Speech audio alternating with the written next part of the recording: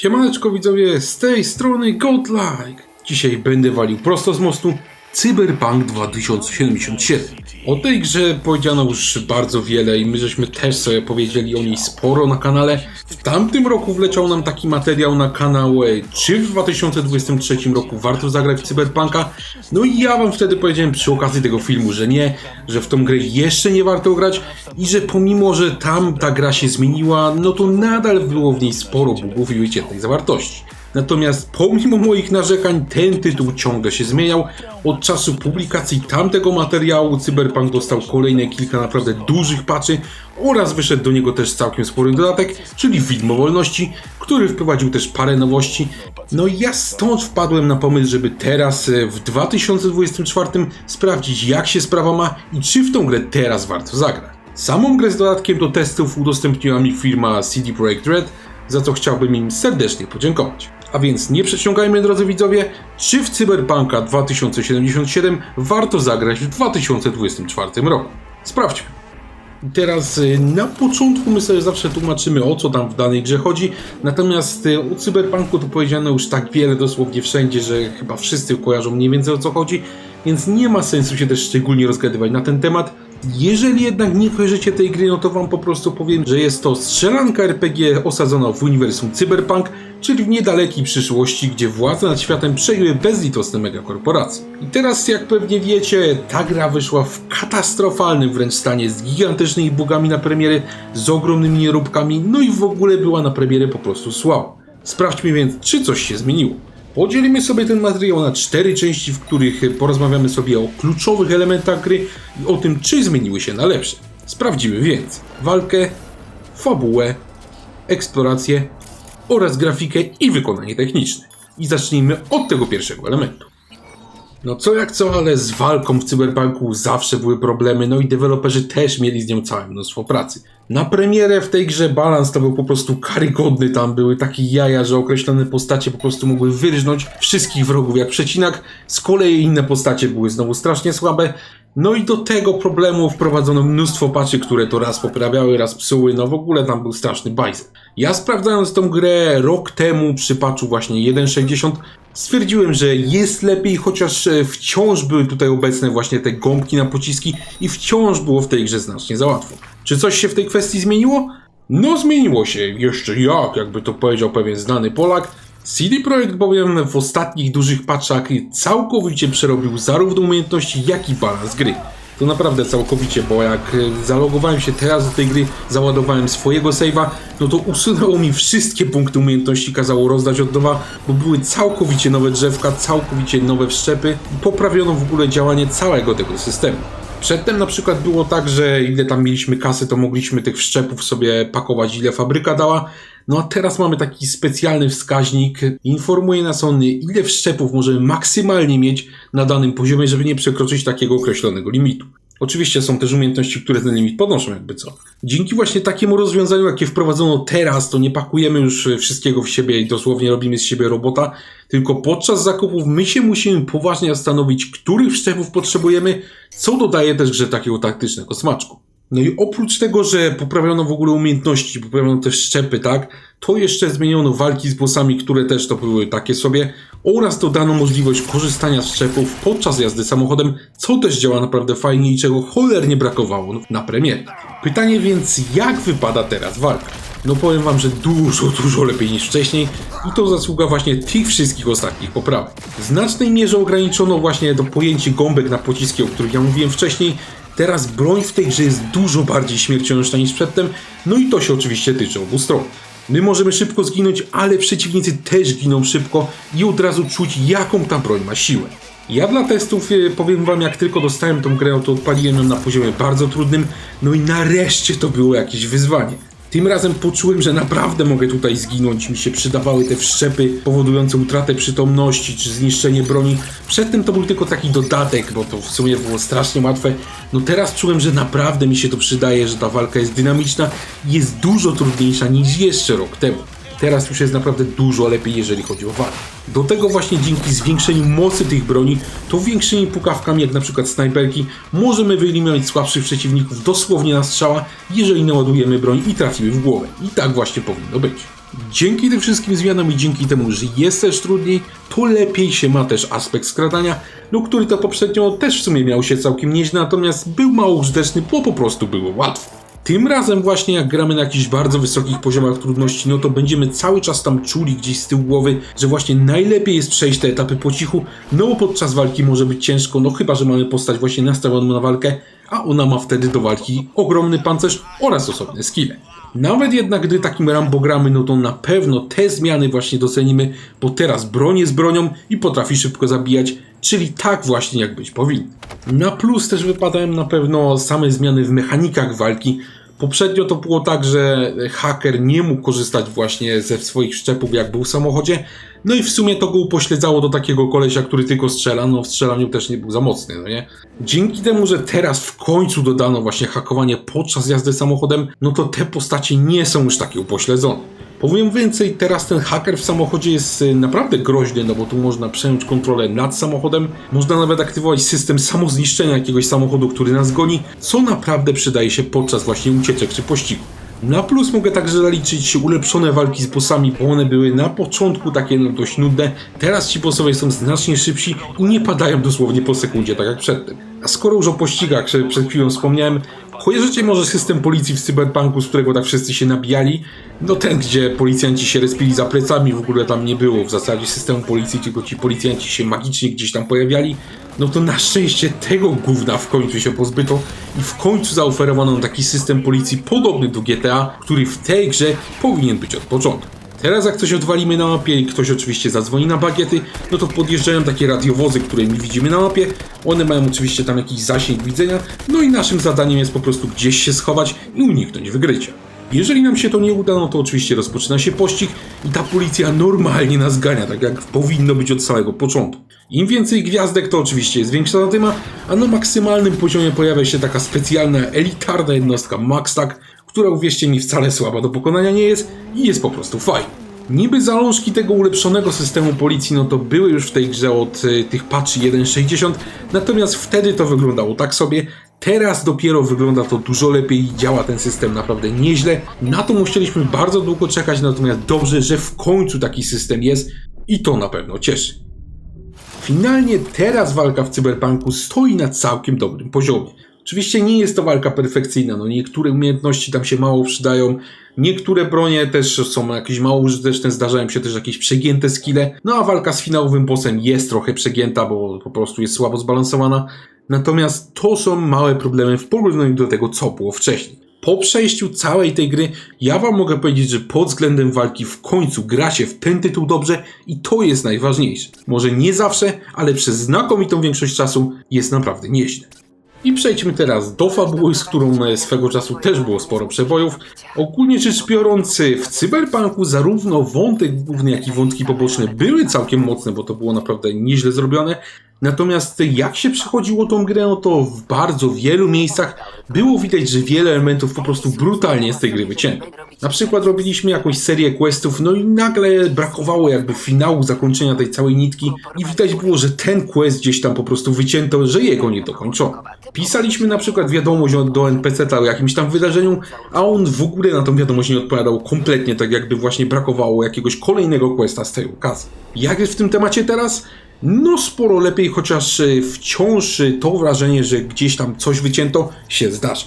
Zacznijmy od tego, że deweloperzy w ostatnich patchach w końcu pododawali i pozmieniali też sporo zadań, które tutaj są po prostu lepsze. Ja wam nie chcę tutaj oczywiście walić jakimiś spoilerami odnośnie zadań, dlatego wam tylko powiem, że teraz po ostatnim patchu jedna z serii questowych, do których ja miałem wcześniej spore zastrzeżenia, że właśnie jest taka ucięta, no to teraz ona ma swój finał i ten finał jest całkiem niezły. Także tutaj sporo rzeczy już się poprawiło. W toku patchowania pojawiło się też sporo całkiem nowych questów, dzięki czemu to miasto nie wydaje się takie puste jak właśnie wcześniej. Szkoda, że przy tych wszystkich zmianach w sumie nie usunięto tych napadów policyjnych, bo one są naprawdę kiepskie. Jest strasznie dużo na mapie, one są nudne i w sumie jest ich tak nawalone, że Ubisoft tutaj by się uśmiał. Ale na szczęście te napady to są elementy całkowicie opcjonalne, także jeżeli nie chcecie ich robić, to w ogóle nie będą wam przeszkadzać. Ogólnie więc jest tutaj lepiej, natomiast jak się przechodzi tą w grę, no to nadal ma się czasem właśnie jakieś wrażenie, jakby tutaj nadal jakichś elementów brakowało. Taki najprostszy przykład. Pod koniec gry jedna z postaci właśnie rzuca w drugą oskarżeniami o zdradę. To się wydaje wątek poważny, że coś z tego wyjdzie, natomiast finalnie się okazuje, że ten właśnie wątek zdrady, on nie jest nigdzie kontynuowany. Mało tego, nawet nie można o ten wątek zdrady nikogo z NPC-ów zapytać z tego co widziałem, co wydaje się po prostu dziwne. Tak jakby jakiegoś questa tutaj brakowało, jakby on został kiedyś wycięty i nadal został niedodany. Oprócz tego niestety zdarzają się też problemy z konstrukcją samych questów. Jest taka misja, gdzie wali się budynek i nasza postać zostaje oddzielona od naszego towarzysza. No i jak my wstaniemy, no to pokazuje się taki cel misji: ucieknij z budynku. No i wydaje się, że to jest jedyna opcja, że tylko mamy uciec i tyle. Otóż okazuje się, że nie, że mamy jeszcze drugą opcję, właśnie wrócić po tego towarzysza, natomiast gra w żaden sposób o tym nie informuje, a to jest duży błąd. Zdarzają się też błędy z niektórymi zadaniami. Otóż robiłem dla jednego z policjantów takiego naprawdę zajebistego questa, on był naprawdę fajnie napisany, był wciągający i ogólnie był świetny. Niestety ja tego questa musiałem robić 3 razy, bo 2 razy się spieprzył przez właśnie bugi. Raz nawet o tym, że się spieprzył, to nie miałem pojęcia i myślałem, że ten quest po prostu musi się źle skończyć, tak, że to jest oskryptowane. Natomiast dopiero jak zobaczyłem w internecie informacje odnośnie tego questa, no to dowiedziałem się, że jeden z błędów, które miałem, po prostu mi to dobre zakończenie uniemożliwił. Także niestety takie rzeczy wciąż się zdarzają, a powinny na pewno być poprawione. Zresztą o tych bugach sobie powiemy jeszcze więcej w sekcji o grafice, natomiast wiedzcie, że questy w tym tytule pod względem fabularnym są naprawdę bardzo mocne. Czy mamy taki super wpływ na ten cały świat gry, jaki zapowiadali deweloperzy?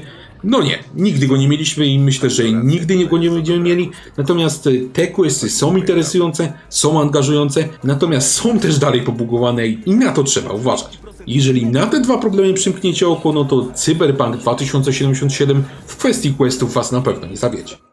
I przejdźmy teraz do eksploracji, z którą no swego czasu też było sporo problemów, no w sumie jak z większością elementów gry.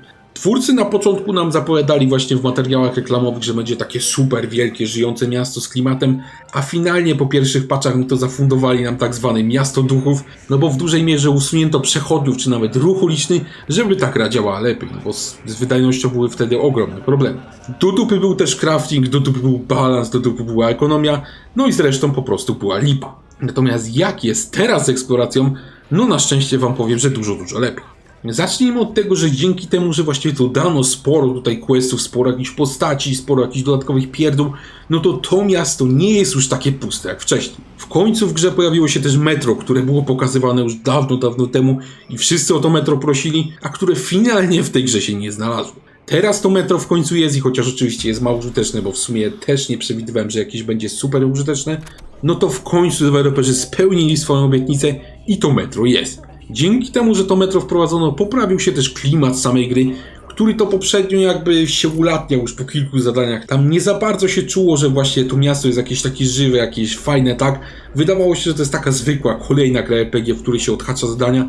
Teraz na szczęście jest tym już dużo lepiej. Dzięki tym zadaniom, dzięki systemowi policji, dzięki innym różnym poprawkom ma się wrażenie, że właśnie ta gra ma dużo więcej do zaoferowania, dużo więcej elementów w tym mieście do siebie pasuje. I oprócz tego zmieniono także ekonomię, no i poprzerabiano też w dużej mierze system craftingu, który no poprzednio, tak jak wspomniałem, był totalnie do dupy i w zasadzie w ogóle się go nie używało. Teraz na szczęście się go używa. Teraz dzięki temu nowemu systemowi craftingu, który został po prostu przeorany totalnie, możemy nie tylko tworzyć itemy, ale też ulepszać nasze wszczepy czy też legendarne bronie i w końcu mamy na co ten nasz złom wydawać. I uprzedzam wasze pytania, to ulepszanie broni robi naprawdę dużą różnicę, szczególnie w przypadku jakichś niektórych wszczepów, jak na przykład tych do hakowania, bo po ulepszeniu takiego wszczepu możemy korzystać na przykład z dużo lepszych umiejętności. Także w końcu ten crafting do czegoś się przydaje i to niewątpliwie poprawiono. I w końcu też poprawiono trochę ekonomię gry, już nie topimy się w kasie po zaledwie kilku zadaniach. Jest na co tą kasę wydawać, bo w końcu też można normalnie kupować samochody, tak jak powinno być od początku. Także możecie sobie zobaczyć, jak dużo tutaj zmieniono i ile rzeczy było w tej grze od początku spieprzonych. Oprócz tego od początku na mapie mogliśmy znaleźć właśnie takie opcjonalne aktywności. No i te aktywności na ogół były niezłe, no nie licząc tych napadów policyjnych, bo jak mówiłem, one są po prostu nudne, no i po prostu są wtórne. Natomiast możemy też znaleźć sporo naprawdę ciekawych zadań w postaci kontraktów, które losowo generowane już nie są, a niektóre naprawdę potrafią skłonić do myślenia. Ogólnie więc teraz jest w tym temacie całkiem dobrze. Lokacje są klimatyczne, na ogół nie ma takiego efektu déjà vu, że gdzieś tam te lokacje się już widziało. Miasto jest tutaj spoko, natomiast nadal trzeba pamiętać, że nie ma tutaj mowy o takim super żywym mieście, jak twórcy mówili przed premierą. Jeżeli o tym będziecie pamiętać, że to nie jest jakieś super interaktywne miasto, no to eksploracja w Cyberpunku powinna spełnić wasze oczekiwania. I ostatnia rzecz, o której sobie powiemy, to grafika oraz wykonanie techniczne. I o tym na przestrzeni lat, no to już powiedziano naprawdę sporo. Zacznijmy może więc od grafiki, bo jeżeli dojdziemy do bugów, to będziemy mówili naprawdę sporo. W tamtym roku ja ogrywałem ten tytuł właśnie na Xboxie Series X, czyli sprzęcie całkiem mocnym, co nie zmieniało faktu, że wtedy na tym Xboxie grafika w grze pozostawiała naprawdę sporo do życzenia. Obraz był po prostu paskudnie rozmyty, tam latały takie gigantyczne artefakty po ekranie i w ogóle odechciewało się w to grać. Jak jest teraz? Na szczęście znacznie lepiej, chociaż nadal to nie jest poziom dla takiej właśnie dużej gry. Zacznijmy od tego, że tytuł teraz oferuje nam dwa tryby. Jest to jeden tryb 60 fps oraz także tryb 30 fps z Ray Tracingiem. Mogę wam przekazać radosną wiadomość, że twórcom udało się już w dużej mierze wyeliminować te koszmarne artefakty, które występowały podczas jazdy samochodem i to niestety całą tą grę naniszczyło. Teraz jeżeli w ogóle się pojawiają, to już bardzo rzadko, także na szczęście to już tak nie przeszkadza. Niestety przy tym nie udało się wyeliminować tych paskudnych mrówek latających po odbiciach, które niestety cały czas są i to nadal przeszkadza, natomiast można na to przymknąć oko, no i można też je trochę zredukować, wyłączając właśnie opcję odbicia w opcjach, co też polecam zrobić. A co natomiast z samą grafiką? No tutaj jest akurat nierówno. Jeżeli jesteśmy gdzieś we wnętrzach budynków i oglądamy modele czy tekstury z bliska, no to na ogół poziom jest naprawdę niezły. Twarze NPC-ów czy animacje też są naprawdę dobre i tutaj nie ma się do czego przyczepić, ta gra jest ładna. Niestety problemy się zaczynają, gdy wychodzimy na miasto. Jadąc samochodem niestety nadal można dostrzec, jak dosłownie przed naszym nosem pojawiają się jakieś światła czy się ładują tekstury, no co już ładne nie jest. No i zamiast gry tego kalibru, no to przywodzi na myśl jakieś słabo zoptymalizowane indyki. Do tego niestety jakość obrazu na dalszym planie w trybie 60 fps pozostawia sporo do życzenia. Podejrzewam, że wynika to albo z metody wykładania krawędzi, albo rekonstrukcji obrazu, natomiast nie wchodząc w szczegóły, obraz na dalszym planie w trybie 60 fps wygląda po prostu słabo. W tym natomiast drugim trybie, tym 30, tutaj jest sporo lepiej, no ale wiadomo, że te brakujące klatki niestety mocno nas gryzą. Ogólnie rzecz biorąc, grafika, jeżeli wziąć pod uwagę wszystkie te czynniki, czyli wnętrza, miasta, artefakty i tak dalej, no to wygląda po prostu całkiem przeciętnie, no i spodziewałem się, że tutaj będzie lepiej. Trzeba natomiast zaznaczyć, że poprawa i tak względem ostatniej wersji jest i to naprawdę dużo. Jak jest natomiast z wydajnością? No tutaj jest na ogół w porządku. W trybie 60 fps otrzymujemy całkiem stabilne 60 klatek właśnie z jakimiś dość rzadkimi przecinkami i tutaj gra się po prostu nieźle i abstrahując od tej jakości obrazu, no to po prostu jest przyjemnie. W trybie 30 fps z Ray Tracingiem otrzymujemy po prostu niemal betonowe 30 fps, co osobom preferującym rozgrywkę w tym właśnie trybie pewnie się spodoba. Na ekranie w tym momencie możecie zobaczyć też pomiar FPS, jaki ja zrobiłem w grze. Ja wiem, że on jest dość krótki, taki dłuższy pomiar FPS właśnie wraz z porównaniem wersji konsolowych, czyli PlayStation oraz Xboxa. Ja zrobię na dniach, no i podrzucę na kanał, żebyście mogli sobie zobaczyć, jak to właśnie teraz wygląda. Jeżeli już ten pomiar zrobiłem, no to on się pojawi teraz w prawym górnym rogu filmiku, natomiast jeżeli go jeszcze nie zrobiłem, no to proszę was o chwilę cierpliwości i na dniach taki filmik wleci. No dobra, ale wróćmy do gry. Jak natomiast jest teraz z bugami, no bo tych bugów kiedyś było po prostu mnóstwo. No niestety tutaj dalej nie jest tak wesoło i tych bugów ciągle jest sporo. Większość tych właśnie poważnych bugów z misjami i tak dalej, to większość z nich wyeliminowano. Natomiast nadal często się zdarzają takie mniejsze bugi, jak na przykład znikające postacie, znikająca broń, czy też jakieś błędy z animacjami, a to po prostu wybija z imersji. Ogólnie rzecz biorąc, jak całą tą grę przechodziłem, to zauważyłem, że najwięcej bugów jest przy końcu gry.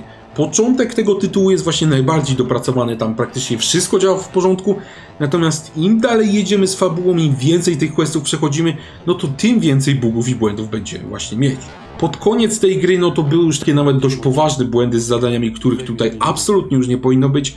Na szczęście dalej się dało tą grę przejść i nie było jakichś wielkich problemów, natomiast po tylu latach patchowania myślę, że na pewno można było oczekiwać więcej. No dobra, widzowie. W tamtym roku ja wam powiedziałem, że Cyberpunk nadal mocno mnie rozczarowuje, natomiast w tej grze przez ten rok sporo się zmieniło.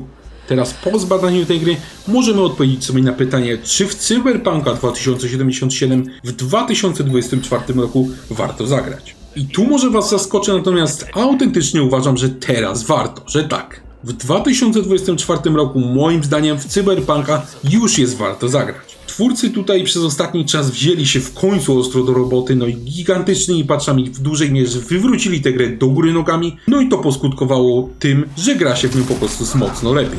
Zmieniono całkowicie drzewko umiejętności, podrasowano ekonomię, poprawiono system policji, wprowadzono dużo nowych questów i w tą grę gra się po prostu dużo lepiej. Oczywiście są problemy, nadal grafika jest taka sobie, nadal jest sporo bugów, natomiast ten tytuł teraz potrafi to nadrobić, chociażby dużo lepszą walką i dużo lepszym klimatem. Ja wam powiem szczerze, że na początku, gdy otrzymałem tę grę od wydawcy, no to nie sądziłem, że powiem, że warto, no bo do tego Cyberpunka miałem trochę jednak uraz, natomiast teraz grając w tę grę po tych wszystkich patchach, mogę wam powiedzieć, że bawiłem się całkiem dobrze. Jeżeli chcielibyście temu tytułowi dać właśnie szansę, bądź też szukać jakiejś fajnej gierki w klimatach Cyberpunka, czy też science fiction, no to ten tytuł w końcu mogę wam do ogrania polecić. Pomimo, że nadal parę sporych problemów w nim jest, to można się w nim w końcu dobrze bawić, a to jest właśnie najważniejsze. A wy, drodzy widzowie, dajcie proszę znać, czy wygraliście ostatnio w Cyberpunka, jak tą grę teraz oceniacie. Jak zawsze chętnie z wami podyskutuję. Dziękuję wam bardzo za obejrzenie tego filmu. Jeżeli on się wam podobał, to zapraszam was serdecznie do obserwowania kanału, bo takie filmy będą się na nim pojawiać regularnie. Gorąco dziękuję też wszystkim wspierającym kanał i jestem wam bardzo wdzięczny za okazaną pomoc. Dzięki właśnie waszemu wsparciu przygotowywane filmy na kanale mogą być jeszcze lepsze. Także dzięki panowie, pozdrawiam i trzymajcie się.